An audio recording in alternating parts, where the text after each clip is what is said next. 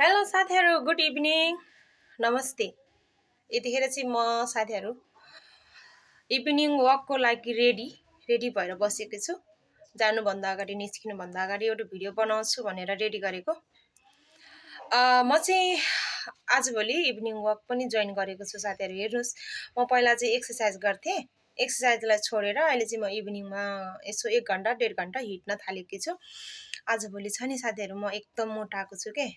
आजभोलि म एकदम खाने सुत्ने जुन अब हाम्रो घाडी मुलुकतिर त अलिकति त्यो इरानको आक्रमणले गर्दाखेरि कहीँ निस्किन नमिल्ने त्यस्तो भएदेखि मैले यो ब्रेक गरेको थिएँ।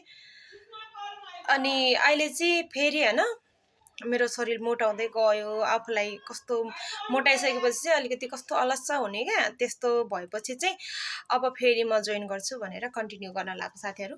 हजुरहरू को जानुहुन्छ इभिनिङ वक, मर्निङ वक? हजुरहरूले कन्टिन्यू गर्नुहोस् है। आफ्नो शरीर स्वास्थ्यको लागि एकदम ख्याल गर्नुपर्छ।